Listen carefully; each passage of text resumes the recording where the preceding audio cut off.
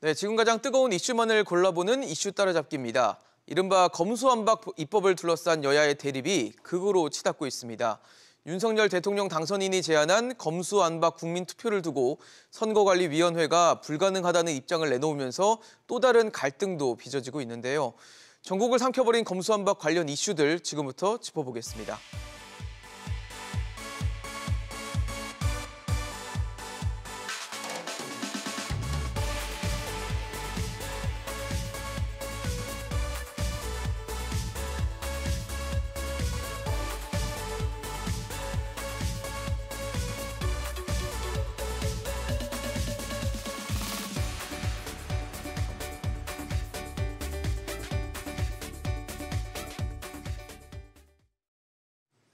네, 오늘 함께해 주실 세 분 소개하겠습니다. 부산 가톨릭대 차재원 특임교수, 전혜연 시사평론가, 김재섭 국민의힘 도봉구갑 당협위원장 나오셨습니다. 어서 오십시오. 안녕하세요. 네, 오늘 이슈 따라잡기 첫 번째 이슈, 국민의힘 대 민주당의 검수완박 입법 전쟁입니다. 일단 본회의로 검수완박 관련법이 올라갔고 이에 대해서 저지하기 위해서 국민의힘은 필리버스터로 맞섰습니다. 하지만 또 민주당이 이른바 회기 쪼개기로 맞서면서 일단 28일 자정에 자동으로 필리버스터도 종료가 됐습니다. 필리버스터를 할 것이다, 또 이런 회기를 이용한 대응책으로 나설 것이다. 여러 가지 시나리오는 이미 좀 나왔던 얘기여서 상황들이 좀 예상했던 수순으로 좀 가고 있지 않나라는 생각이 드는데 어떻게 보십니까? 예, 지금 우리 지금 여러 가지 국회법에 따라서 지금 사실은 진행되고 있는 상황이긴 합니다만. 어쨌든 민주당이 지금 압도적인 지금 가반의석을 갖고 있기 때문에 민주당의 의지에 따라서는 충분히 할 수 있는 그런 상황인 것이죠. 네. 그런데 저는 이 소위 말하는 입법 이 전쟁에서 저는 민주당이 전투에서는 승리했을지 모르지만 전쟁에서는 사실상 패배한 것이 아닐까라는 생각을 해봤어요. 그러니까 사실 지난번 박병석 의장의 중재안으로 인해서 사실은 어떻게 보면 여야의 힘겨루기에 따른 그러한 입법 전쟁 자체가 사실 소멸될 수 있었는데 결국은 국민의힘이 이 지금 중재안을 뒤엎는 바람에 상당히 민주당이 계속적으로 전투를 할 수밖에 없는 그러한 의지와 명분을 줬다. 그런 측면에서 보면 국민의힘이 상당한 전 비판을 받아야 될 대목이 분명히 있습니다만 그런데 문제는 지금 이렇게 무리한 입법을 통해서 지금 민주당이 지금 추진하고 있는 소위 말하는 검수완박의 입법 자체가 과연 민주당이 처음 생각했던 것과 동일한 것이냐를 우리가 한번 따져볼 필요가 있다는 겁니다. 사실 따지고 보면요, 지금 이 직접 수사를 상당히 지금 못하도록 한다고 하지만 지금 예조항으로 지금 부패와 경제 범죄에 대해서는 지금 사실상 허용을 한 셈이잖아요. 그런데 이 지금 법안이 통과된 걸 보면 이 경제 범죄 중이라는 표현을 등으로 바꿔놓았거든요. 그렇다고 한다면 사실은 어떻게 보면 코에 고면 코걸이, 귀에 고면 길거리식으로 이 등이라는 부분이 상당히 지금 확장적인 해석이 가능할 수 있어요. 그리고 또 한편으로는 이와 관련된 부분을 대통령령으로 규정하도록 되어 있거든요. 네네. 자, 그러면 5월 10일, 지금 5월 3일까지 이 법을 통과시킨다고 하더라도 그 뒤에 대통령령은 누가 만듭니까?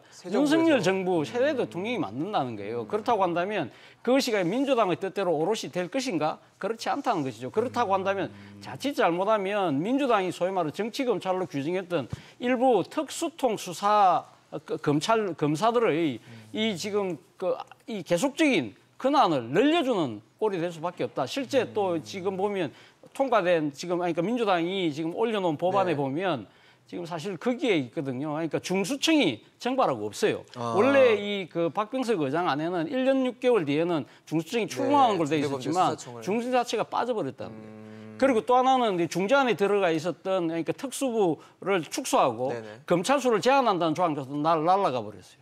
그리고 또 검찰 수사관도 폐지한다는 부분도 날아갔어요.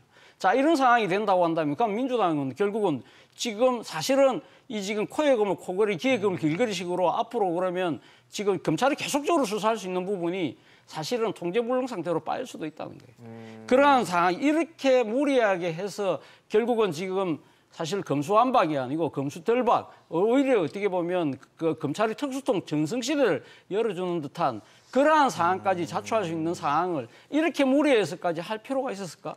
결국 이렇게 해서 얻은 것이 뭐죠? 검찰공화국이라는 거 완전히 지금 끝내지도 못한 상황에서 오히려 이 지금 입법 독주라는 나쁜 선례를 남기고 더 큰 문제는 이 공론을 이렇게 분열시켜 놓은 상황, 이러한 부분들에 대해서 과연 민주당이 자족할 수 있을까요?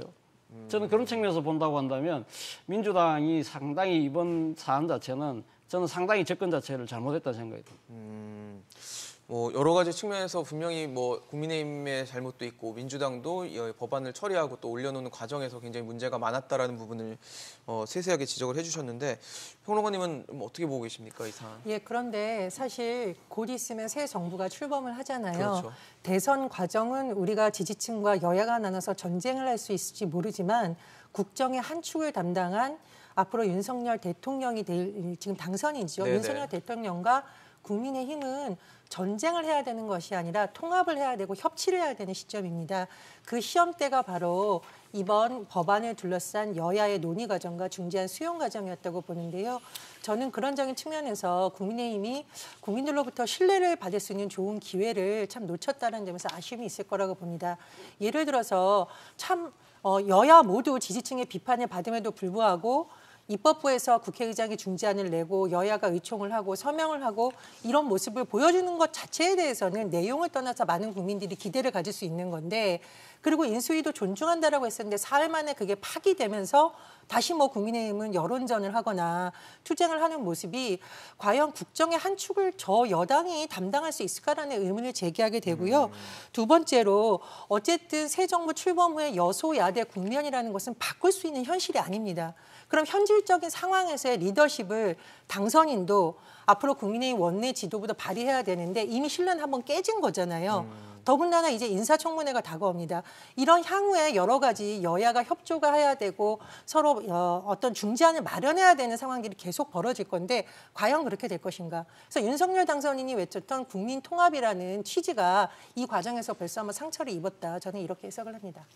국민의힘의 책임에 대해서 지적을 해주셨어요. 사실 뭐 그런 것 같습니다. 국민들이 봤을 때는 국민의힘도 답답하고 민주당도 답답할 거예요. 지금 이 상황이 뭐 검찰과 관련된 입법에 갖고 싸울 상황이 아니라 우리는 민생이 너무 급하고 경제가 너무 급한데 그 상황을 처리하지 못하고 계속 검수완박에 매여 있는 국회에 대해서 아마 원망스러운 눈빛을 갖고 계시는 국민들도 많을 것 같습니다. 김재소 위원장님은 어떻게 보세요? 지금 뭐 여러 가지 책임론에 대해서 계속 거론이 되고 있거든요. 일단 국민의힘이 나흘 만에 합의안을 번복하는 것에 대해서는 사실 명백한 책임이 있습니다. 그러니까 국민의힘이 국민들의 신뢰를 저버리게 한 것을 스스로 자초했다. 뭐 이것에 대한 비판을 피할 수는 없을 것 같은데 그럼에도 불구하고 지금 국민의힘에서 계속 이야기하고 있는 것이 국민들께 지탄을 받고 창피한 일이라고 하더라도 반드시 이 법안을 막아야 되겠다라는 공감대 때문에 어쩔 수 없이 그렇게 나흘 만에 중재안을 번복해야 됐다. 이제 이런 말씀들을 많이 하시거든요. 실제로 지금 이 검수완박과 관련된 법안들을 보면 앞에서 이제 차 교수님께서도 말씀을 많이 해주셨지만은 부족한 부분들을 대통령령으로 나중에 추가적으로 더 보완을 하겠다라고 하는 것인데 이게 법안에 지금 조문조차 나오지 않은 상황이고 어떤 범죄를 어떤 식으로 처리할 것인지에 대한 구체적인 논의도 없는 상태에서 나중에 대통령령으로 다 한다라고 할 것이면 굳이 지금 법안을 통과시켜야 될 이유가 없습니다. 거기다가 지금 국회법과 관련된 여러 가지 절차들을 전부 편법으로 우회하고 꼼수 쓰고 이러는 거거든요. 민주당도 그렇고 국민의힘에서 일부 이제 인사들도 마찬가지고 정호영 후보자가 지금 보건복지 후보자가 불법이 아니다라는 말을 하면서 굉장히 많은 비판을 하지 않았습니까? 예. 불법의 영역이 아니라고 할지라도 적어도 우리가 신뢰라는 것을 기반으로 해서 지켜져야 되는 관행이라는 것이 있고 또 저희끼리 지켜야 되는 어떤 룰 같은 것이 있는데 민주당이 지금 사실 합법이라는 이름으로 온갖 꼼수들을 다 쓰고 있거든요. 국회법을 전부 우회하고 있거든요. 예를 들면 지금 어제 있었던 필리버스터도 사실상 무효화시켜버렸고 거기다가 심지어 이제 필리버스터가 기본적으로 야당의 영역이고 그렇죠. 야당이 소수의 합법적으로 야당이 의사 진행을 이제 멈출 수 있는 야당이 말 그대로 적은 의석수를 가지고 이 법안을 막기 위해서 만들어진 제도임에도 불구하고 당시 지금 김종민 의원이라든지 아니면 이제 안민석 의원이라든지 지금 더불어민주당의 의원들이 필리버스터를 나서서 오히려 찬성 의견을 내고 있는 검수완박에 대해서 사실상 필리버스터도 굉장히 우스운 꼴을 만들어 버렸고요. 얼마 전에는 우리가 법사위 안에 있는 안건조정위도 거의 형해화시켰다. 이거 정말 무력화를 시켰다라고 비판받을 만큼 민영배 의원의 탈당까지도 야당 목소리를 하면서 온갖 국회법과 관련된 이 룰들을 전부 우회하고 있다. 이제 이런 비판을 하지가 않을 수가 없습니다. 그러면 전부 나중에 대통령령으로 위임할 거면 왜 그렇게 지금 국회법을 전부 우회하면서 이렇게까지 통과시켜야 되느냐. 저는 사실 거기에 대해서 민주당도 제대로 된 답을 하지 못하고 있다고 생각합니다. 아까 많은 국민들께서 이러이러한 검수완박이 통과됐을 때 이러이러한 문제점이 있다라는 것을 알고 계시고 거기에 대해서 많은 반대 여론이 있고 실제로 검수완박과 관련된 그 흔한 공청회 한 번도 열지 않았다는 데에서 절차적 문제를 지적할 수밖에 없거든요. 네. 그렇기 때문에 국민의힘이 중재안을 번복했다라는 데에서 책임을 피할 수는 없겠지만 네. 이렇게까지 급하게 이 검수완박과 관련된 두 가지 법안을 통과시켜야 될 이유도 하등 없다. 저는 여기에 대해서는 민주당도 분명한 책임이 있을 것이고 국회의 신뢰를 더 떨어뜨리는데 지금 일조하고 있다 이렇게 생각합니다. 사실 이제 다음 회기 열리면은 이 관련 법안은 필리버스터 없이 바로 표결에 붙여지게 될 네. 것으로 보이고 일단 정의당도 지금 6석을 갖고 있는 상황에서 찬성의 입장을 밝힌 상황이기 때문에 민주당의 정의당까지 하고 뭐 무소속 이제 표까지 더해지면은 아무래도 국회 문턱을 쉽게 넘을 수 있을 것이다라는 전망이 나오는 상황이기 때문에 국민의힘에서는 일단 뭐 사법개혁특별위원회 불참 선언하면서 그리고 또 헌재에다가는 효력정지 가처분 신청까지 하면서 뭔가 계속 막으려는 움직임들을 계속 지금 보여주고 있거든요. 이게 어떻게 앞으로 좀 전개될 것으로 보십니까? 일단 뭐 민주당이 앞서도 제가 말씀드린 대로 그러니까 지금 압도적인 의석을 갖고 있기 때문에 민주당이 지금 하려고 밀어붙이면요 충분히 할 수 있습니다. 네. 할 수 있는데 문제는 이러한 부분들이 앞서 우리 김재섭 위원장 말씀하신 것처럼 여러 가지 그러니까 절차적 그 문제를 지금 드러내고 있거든요. 그렇다고 한다면 검찰이 지금 공언하고 있는 대로 지금 효력정지 가처분 신청 내고 더 나아가서는 아마 권한쟁의 심판, 더 나아가서는 헌법소원까지 할 가능성이 높은데 네. 저는 이 과정에서 이 문제가 설사 통과된다고 하더라도 향후에 헌법재판소로 넘어갔을 때 과연 헌재가 어떤 결정을 내릴 것인가. 저는 그 대목이 상당히 그러니까 지금 주목되는 부분이라는 생각이 들어요. 과거 이 지금 뭡니까 이 국회 선진화법이 상당 때문에 이 다수당이 제대로 국회 운영을 하지 못한다. 그래서 권한쟁의 심판을 그러니까 낸 적이 있었어요. 네. 그럴 때 헌재가 기각을 했는데요. 네. 그러니까 뭐 여건이 안 된다고 이야기를 해서 기각을 하긴 했지만 사실은 이 정치의 사법화를 막아야 된다는 그런 측면에서 헌재가 상당히 좀 소극적으로 대처한 측면이 분명히 있거든요. 그런데 이번 사안은 아마 헌재도 상당히 엄중하게 좀 바라보지 않을까 하는 생각이 들어요. 그러니까 국민들의 상당한 그 이 여러 가지 그러니까 기본권하고 그러니까 밀접돼 있는 형사사법 체제의 그 골간을 바꾸는 부분에 네. 있어서의 절차적 하자가 상당히 심각하다는 것이죠. 앞서 말씀하신 것처럼 안건 조정위가 사실 형해화됐다. 네네. 안건 조정위를 그러니까 여야 3대3으로 두는 이유는 그거는 그러니까 지금 다수당이 뭡니까? 그러니까 힘으로 밀어붙이고 이런 수적우위를 것들을, 통해서 네. 밀어붙이지 말고 어떤 식으로든 숙려 기간을 갖춰서 한번 논의를 해보라는 최대 뜻이었는데 90일까지도 시간을 그걸 주니까. 갖다가 꼼수탈당해서 이렇게 넘기는 것 자체가 상당히 심각한 그 절차적 하자가 있는 것이고요. 또 하나는 이번에 그 민주당이 지금 법사위 전체회의와 네. 그리고 또 그러니까 이 지금 본회의에 상정한 이 지금 검찰정법 수정안 자체가 네네. 사실은 이 지금 안건 조정이나 하고 하던 이 다뤘던 법안하고 다르다는 겁니다. 이런 부분들도 아마 헌재가 심각한 하자로 보지 않을까 하는 가능성이 있고요. 또 하나는 지금 그 헌법이 규정하고 있는 검사의 그러니까 영장 청구권. 영장 청구권에는 사실은 영장 청구뿐만 아니라 네. 그것을 영장 청구를 하기 위해서는 수사권을 전제하고 있다. 네.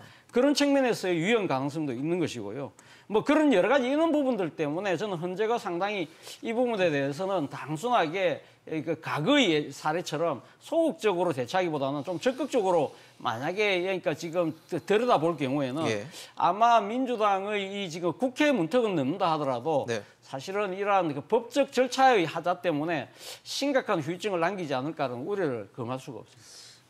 그런 것 같습니다. 사실 지금 말씀을 주신 것처럼 민주당은 일단 5월 3일 국무회의에서 어떻게든 이제 공포를 하겠다라는 게 계획인데 지금 사실 전국을 어떻게 보면 블랙홀처럼 검수완박 관련해서 계속 이슈가 빨아들이고 있는데 지금 말씀하신 것처럼 뭐 헌법재판소를 간다거나 그 이후의 사안으로 간다면 이게 좀 길어지는 검수완박이 계속 뭔가 이슈를 계속 끌고 가면서 다른 이슈들이 계속 묻혀버리는 그런 상황이 발생하지 않을까라는 우려들이 있는 것 같거든요.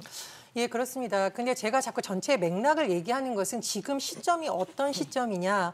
5월 10일이면 윤석열 정부가 탄생하게 되잖아요. 그렇죠. 사실 그러면 국민들이 윤석열 당선인이 강조했던 국민통합이라든가 협치라든가 민생에 대해서 많은 기대를 걸고 있는 시기인데 이 검찰 수사 기소 분리화된 법안을 둘러싸고 전국이 계속 이런 대치 국면으로 흘러간다면 그때는 사실상 여권에 대한 비판 여론이 어떻게든 제기될 수밖에 없습니다.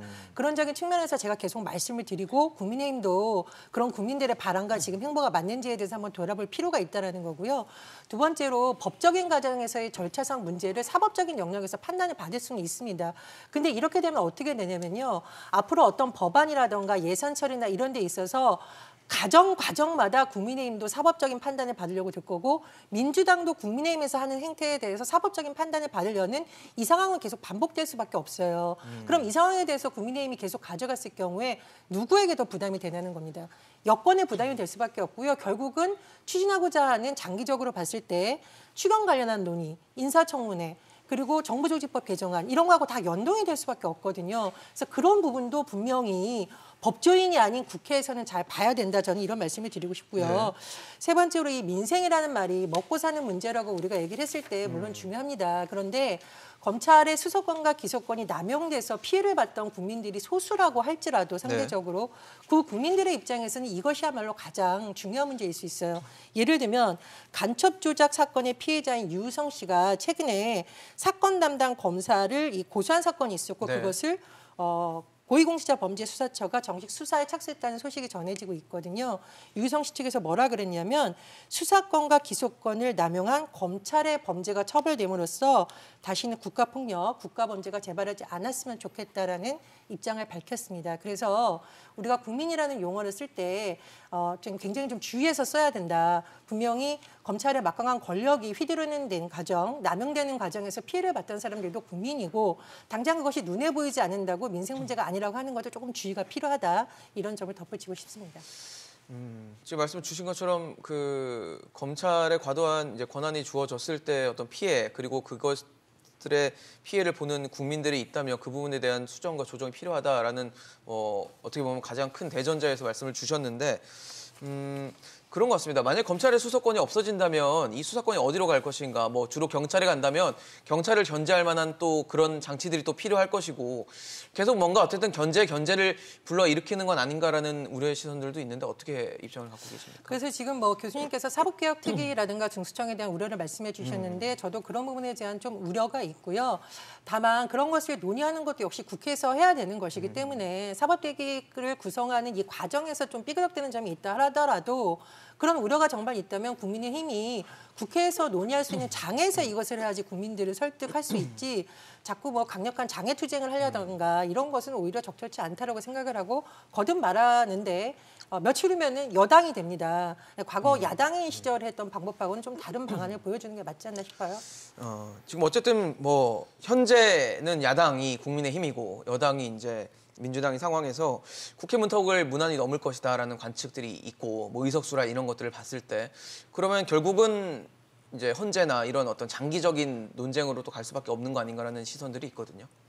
그러니까 지금 상황에서 국회법 저희 이제 국회 내에 있는 제도상으로는 국민의힘이 사실 검수완박과 관련된 법안을 막을 방법이 없습니다. 사실상 거의 마지막 수단이라고 불렸던 필리버스터마저도 사실상 회기 쪼개기로 무력화된 상황이기 때문에 결국 이제 국민의 입장에서는 사실상 이 법안을 막을 수 있는 유일한 방법이 말하자면은 정말 국민들께 호소하고 대통령을 찾아가서 거부권을 행사해달라. 이제 국무회의가 열리는 5월 3일 오후에 열리는 걸로 알고 있는데 5월 3일에 열릴 때에 열리기 전에 그 대통령께서 좀 거부권을 행사해 주시기를 바라는 마음. 그리고 심지어 최근에 나오는 뭐 국민투표라든지 뭐 권한쟁의 심판이라든지 여러 가지 법적 수단들을 고려하는 상황이라고 저는 생각이 됩니다. 왜냐하면 국회 제도 내에서 막을 방법이 없기 때문에 불가피하게 사법적으로라도 막을 수 있는 방법, 그다음에 대통령이 좀 막을 수 있는 방법. 그러니까 정말 모든 수단과 방법을 통해서 이 법안을 막아야 된다라는 어떤 절실함 때문에 이런저런 이 제도나 방식들이 계속 고민이 되고 있는 것 같아요. 근데 사실 이것이 이제 위헌의 소지가 다분히 있다. 이 검수완박과 관련된 것이 위헌의 소지가 다분히 있다. 이제 이런 지적들이 좀 있지 않습니까? 지금 국회의 절차상으로도 봐도 납득되지 않는 부분이 소위 말하는 합법의 영역이라고 하지만은 헌법이라는 큰 가치 체계에서 보면은 오히려 절차적 민주주의를 훼손했다라는 지적이 있고 또 하나는 사실은 이 우리 영장 청구권이 헌법에 규정이 되어 있는데 네. 이 영장 청구권에 있는 압수수색, 체포, 구금 이것이 제외된 상태로 영장 청구만 남겨놓는 것이 오히려 위헌 소지가 있지 않느냐라고 해서 실제로 좀 위헌 소지가 다퉈질 여지가 있을 것 같습니다. 그래서 아마도 좀 장기화될 가능성이 있는데 네. 그렇게 하기에는 사실 시간이 너무 오래 걸리는 것도 사실입니다. 가장 좋은 방법은 국민들께서 이 법안을 막아야 된다라고 의견을 모아주시는 것과 아니면 대통령께서 직접 나서주시는 방법이 있는데 그거 말고는 사실 국민의힘에서 막을 방법이 없거든요. 없다. 그래서 불가피하게 여러 가지 제도들을 검토하고 있는 상황이다. 그렇게 제가 말씀드릴 수 있을 것 같습니다. 뭐 결국은 이제 국민들의 의견, 국민들의 목소리 그리고 대통령의 의견도 중요해지는 상황이 됐는데 그래서 이어서 살펴보는 이슈도 검수완박 관련 이슈로 좀 꼽아봤습니다. 앞서 말씀해 주신 것처럼 국민투표라는 얘기가 이제 아이디어가 나왔는데 국민투표권에 든 윤석열 당선인 승부수냐 무리수냐를 꼽아봤습니다. 윤석열 대통령 당선인 측이 이제 검수완박을 이 국민투표에 붙이자. 그러니까 지방선거가 열리니까 거기서 이제 국민투표를 통해서 국민들의 목소리를 들어보자라고 얘기를 했는데 선관위는 불가능하다라고 했더라고요. 이거 어떻게 봐야 됩니까? 월권입니까 이게? 저는 뭐 선관위 입장에서는 충분히 할 수 있는 이야기를 했다는 그런가요? 생각이 듭니다. 뭐 2014년도에 당시에 그러니까 제외 국민 참여가 제한돼 있는 국민투표법이 위헌이라고 위헌이 아니고 헌법 불합치 판정을 했거든요. 그래서 2015년 말까지인가 국회에서 바꾸라고 했는데 그것이 이행이 되지 않았던 거예요. 그렇기 때문에 지금 현재 사실은 그러니까 위헌 상태로 있는 것이죠. 그렇기 때문에 이 법을 제대로 그러니까 지금 국민투표법을 제대로 그러니까 바꾸지 않고는 그러니까 이러한 상황에서 그러니까 지금 국민투표가 실시되는 것 자체가 그러니까 상당히 위헌적 상황이 될 수 있다는 우려를 위헌으로 판정된 법을 적용하는 것 자체가 맞지 않다는 말씀이신 그렇기 거죠. 때문에 그걸 바꾸지 않는 상황에서 하는 것은 문제가 있다는 이야기를 한 것이고요.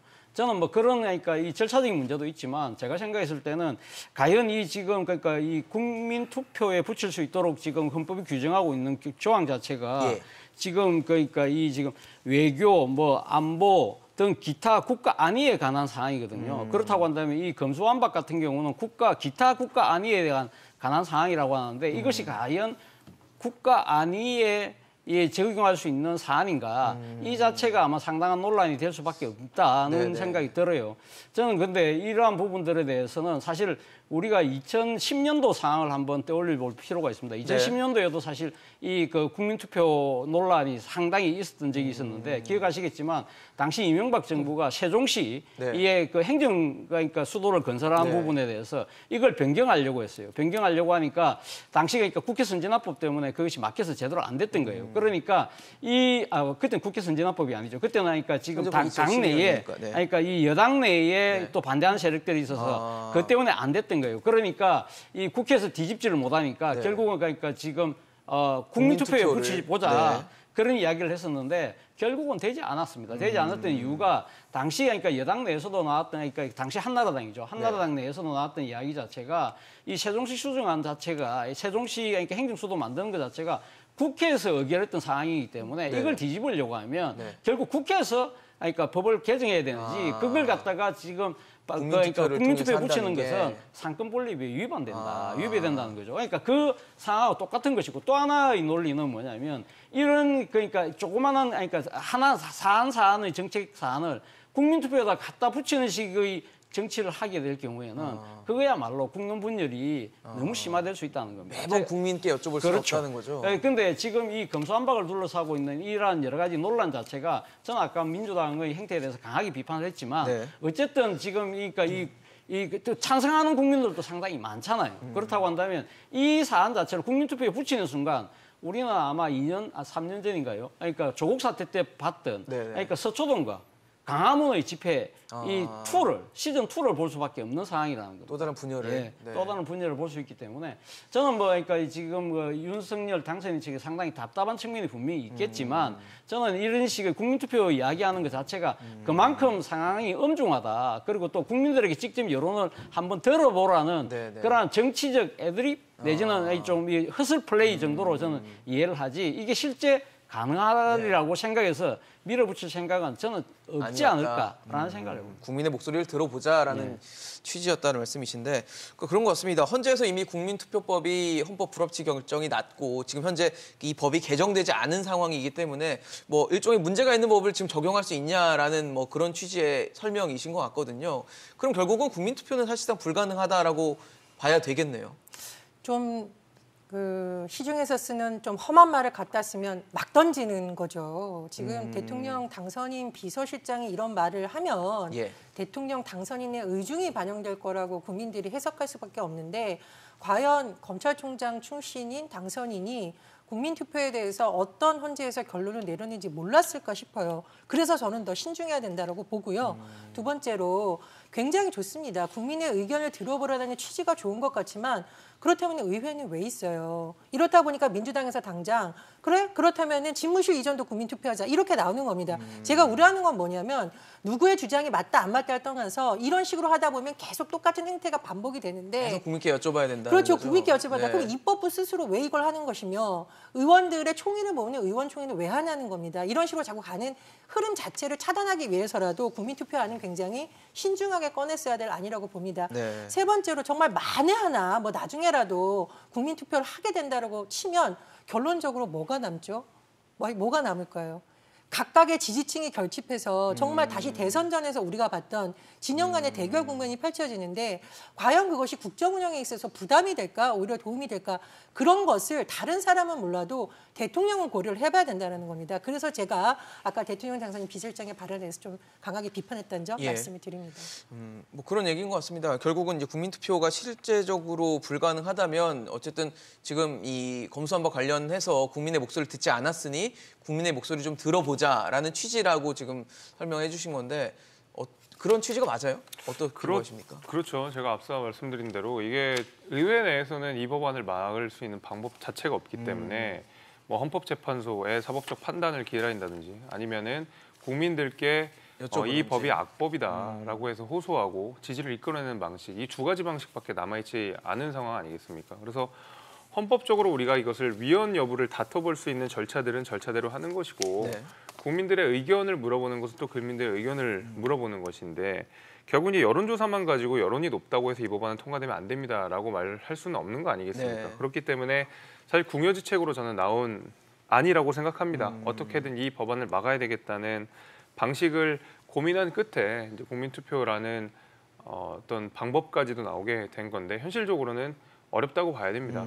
불가능에 가깝다고 이야기를 할 수가 있을 것 같고 예. 이미 뭐 국민투표법이 헌법불합치 결정이 나와 있고 2015년부터 충분히 개정할 수 있는 기회가 있었는데 네. 그러면 개정을 못하고 지금 뭐 7, 8년을 흐지부지 이렇게 있다가 지금 와서 개정을 한다고 하면 과연 민주당이 여기서 동의를 해줄 수 있을 것인가? 저는 그렇지는 않다고 보고 가능하겠죠. 예, 그렇기 때문에 투표법을 통해서 이 법안의 저지는 상당 부분 좀 힘들다고 생각이 되고 이건 분명히 근데 빠르게 좀 고칠 필요가 있다고 생각이 됩니다. 네. 사실은 우리가 그 재보궐선거 같은 경우에는 재외국민이 투표가 되거든요. 네네. 근데 국민투표법에서는 재외국민 투표가 안 되는. 그러니까 네네. 약간 이 법 체계상의 정합성이 떨어지는 문제도 있기 때문에 이 부분은 우리가 해결은 해야 되지만 그것은 조금 차후에로 미뤄두다 하더라도 지금 당장 국민투표를 하는 것은 좀 어려운 방법이 아닐까 싶지만 이렇게 해서라도 이 검수완박과 관련된 법안들을 저지해야 된다는 그런 어떤 간절함에서 비롯된 것이다. 이렇게 그냥 선회를 해주시면 감사하겠다 이렇게 생각이 듭니다. 네, 사실 지금 이번 대선에서 윤석열 당선인이 뭐 승리를 하긴 했지만 득표율로만 봤을 때는 사실 윤석열 당선인을 지지한 만큼 또 지지하지 않는 분들이 굉장히 많이 계셨거든요. 네.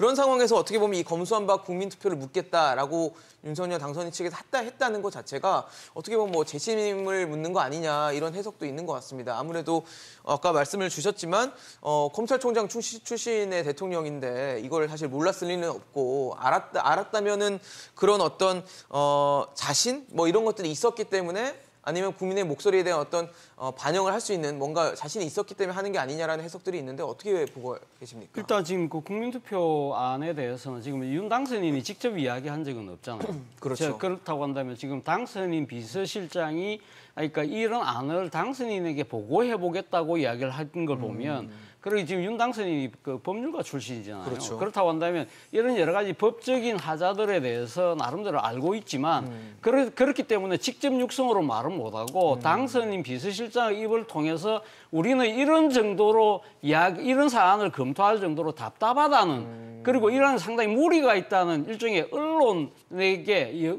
고도의 여론 플레이를 위한 용이었다는 것이죠. 그렇기 때문에 실제 아까 앵커께서 말씀하신 것처럼 예. 윤 당선인이 내가 그러면 이걸 갖다가 국민투표에 붙여서 이거 내 신임까지 뭐 재신임까지 물어보겠다. 가는 네. 그러한 상황까지는 저는 상정하지 않고 있지 않았을까 하는 생각이 들고요. 실제 과거 그러니까 노무현 정부 시절에 노무현 대통령이 당시 한나라당의 여러 가지가 그러니까 발목 잡기 때문에 상당히 힘들어지니까 네. 그러니까 국정 초반에 네. 그때 당시에 가면 내가 한번 재신을 물어보겠다 뭐 그런 이야기를 했는데 맞아요. 그때도 헌법재판소가 그건 안 된다고 판결을 한 적이 있습니다. 예.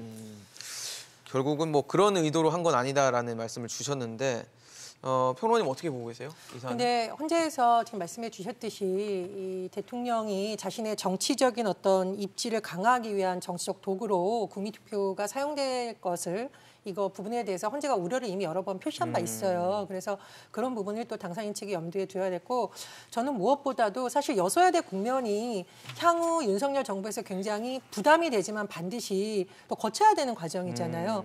그렇다면 당선인이 지금부터 민주당을 좀 설득하면서 해야지 이게 국민들이 아우 대통령이 저렇게까지 하는데 민주당이 발목 잡는 거 아니야라고 생각을 하지 지금 당선인의 행보를 보면 박근혜 전 대통령 예방하는 거 본인 캠프 출신 인사들 다 내각에 인선하는 거 그리고 최근에도 경청식탁하고 있는데 민주당이라던가 본인을 반대했던 사람들은 다 빠지는 국면이에요.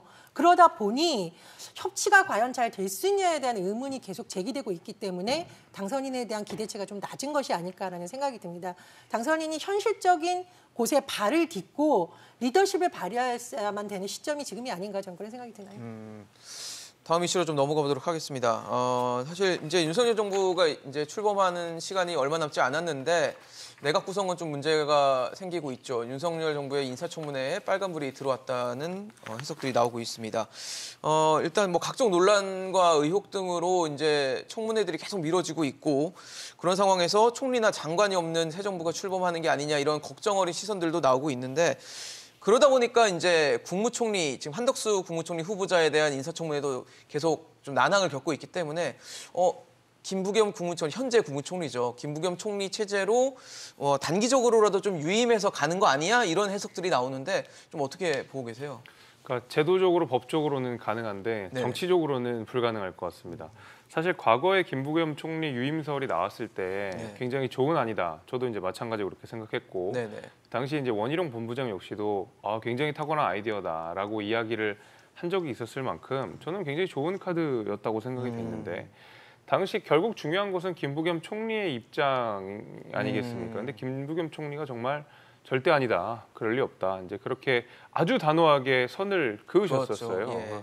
그러다 보니까 사실상 이게 김부겸 총리가 유임되기에는 어렵겠다. 국민의힘이 뜻이 어떻든지 간에 네. 당선인의 뜻이 어떻든지 간에 본인의 뜻이 또 아니니까. 김부겸 총리 스스로가 도저히 받을 수 없는 정치적 부담이 있기 때문에 여기에 대해서는 받을 수 없는 카드라고 하는 것이 사실 이제 전 국민께 알려져 있기 때문에 이제 와서 한덕수 총리 후보자가 인사청문회가 열리지 않는다고 해서 김부겸 카드가 다시 좀 등장하기에는 예. 물론 가능성의 영역에는 충분히 그럴 수가 있겠습니다만은 예.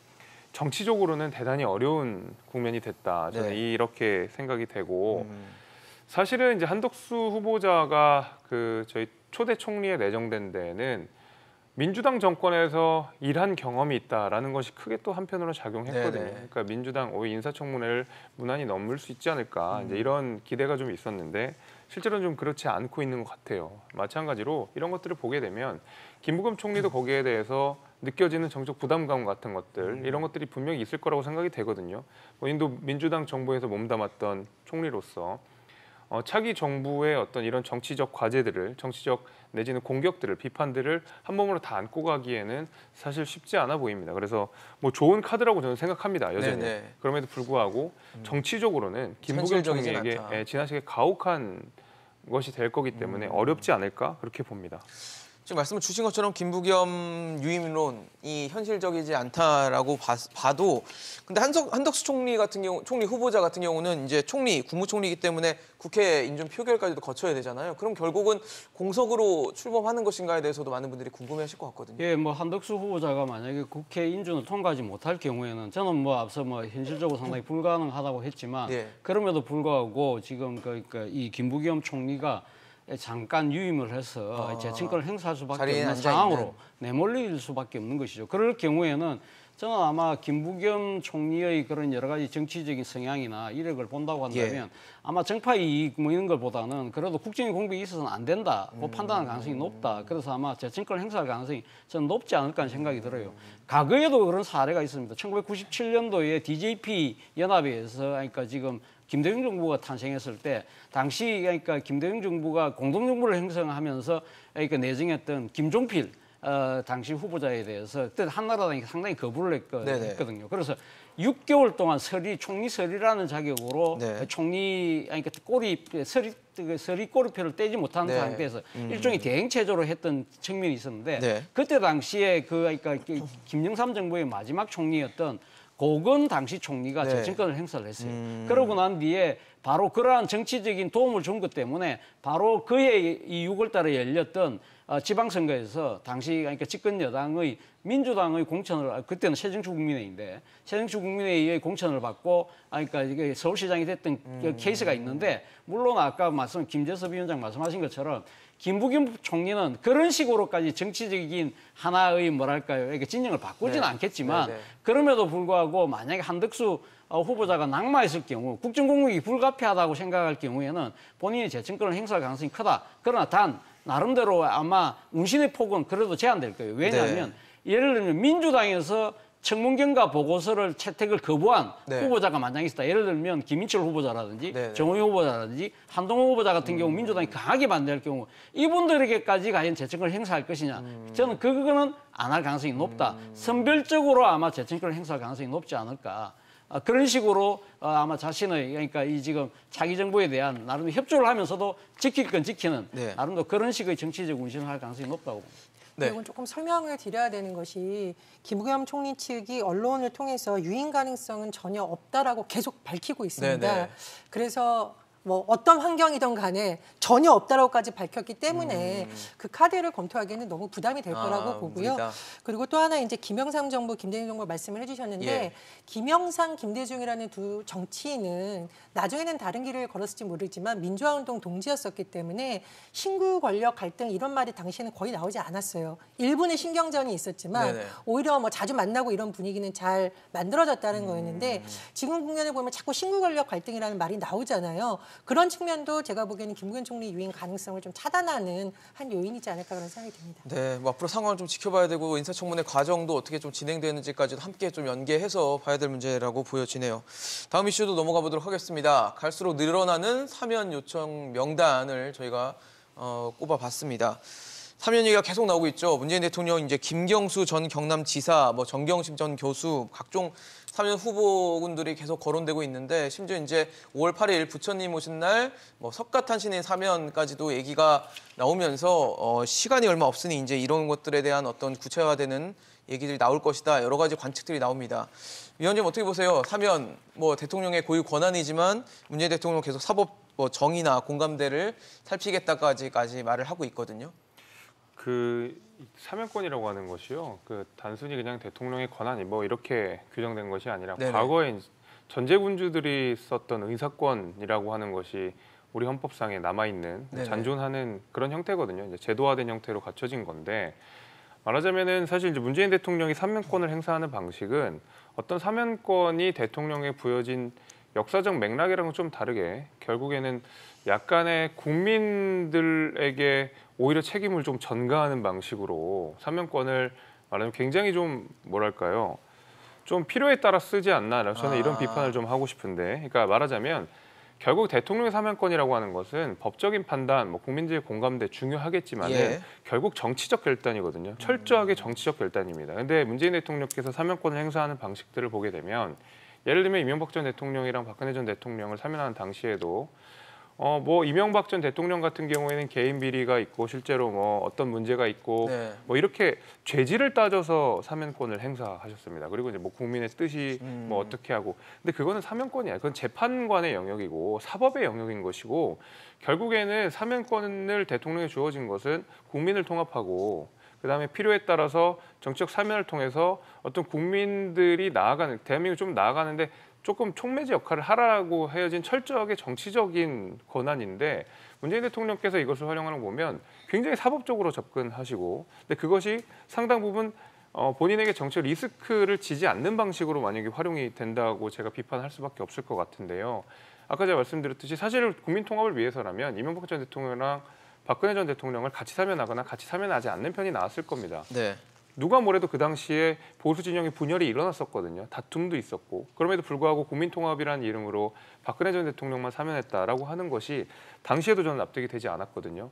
근데 이제는 임기 말이시고 이 사면권이라고 하는 것이 권한이기도 하지만 굉장히 무거운 정책 책임이기도 합니다. 그래서 차기 정부를 향해서 계속 문재인 대통령께서 이야기하시는 것이 인사권은 대통령의 권한이기 때문에 임기 말까지 행사하시겠다라고 말씀을 하시지 않았습니까? 네. 마찬가지입니다. 이거는 권한이기도 하고 책임이기도 합니다. 네. 문재인 대통령께서 결자 해지하는 모습을 정치적 부담이 될지 하더라도 필요한 경우, 그 국민 통합이 이루어지는 경우, 그리고 차기 정부가 조금 더 힘있게 나아갈 수 있는 방향이라고 한다 그러면 나름의 정책 매듭을 좀 지어주시는 편이 좋지 않을까 그렇게 생각합니다. 네, 알겠습니다. 저희 근데 좀 저희가 지금 시간이 많지 않아서 다음 이슈로 좀 넘어가 보도록 할게요. 사면 이슈도 중요하긴 한데 지금 또 선거가 얼마 남지 않은 상황에서 전국이 또 뜨겁게 돌아가는 상황입니다. 마지막 이슈, 안철수, 이재명 출마설에 뜨거워진 분당갑입니다.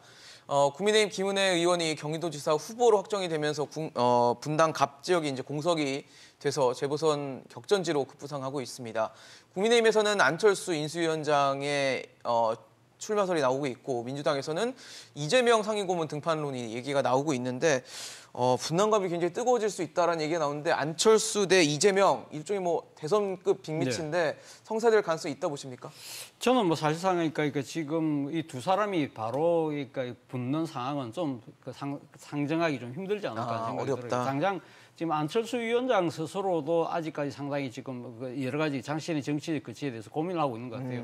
그리고 본인이 지금 어차피 5월 9일까지는 인수위원장이기 때문에 그렇죠. 자신의 거치를 이야기할 수 없는 상황이긴 합니다만, 본인 스스로는 아마 상당히 원내로 들어가고 싶어하는 생각이 강할 거예요. 왜냐하면 지금 합당을 한 상황이기 때문에. 그렇죠. 그리고 다음 내년에 당권을 도전하고 더 나아가서는 차차기 대권을 도전하려고 하면 당내에 뿌리를 내리는 데 있어서 금배지만한 그러니까 이 좋은 수단이 정치적 없죠, 메리트가 네. 좋은 게 없거든요. 예. 그런 측면에서는 갈 필요가 있고요. 그리고 또 한편으로는 사실 이번 그러니까 경기도지사 선거 자체가 국민의힘이 결코 쉬운 선거가 아닙니다. 지난 대선에서도 민주당이 졌기 때문에 맞아요. 그러한 상황에서 본인이 러닝메이트로 뛰어서 경기도지사 선거를 이겨내면 자신의 또 정치적 입지가. 존재 가치를 높일 수 있지만, 그렇다고 해서 본인이 자기 입으로 내가 뛰겠다고 말을 못하는 이유는 아까 인수위라는 측면도 있지만, 또 네네. 하나는 지금 다 자신과 같이 한 배를 타고 있던 분들이 지금 합당을 하고 난 뒤에 상당히 정치적으로 힘든 상황이잖아요. 근데 본인 대장격인 본인만 자기의 정치적 이해를 뭔가 거머쥐는 듯한 모습을 보이는 것 자체가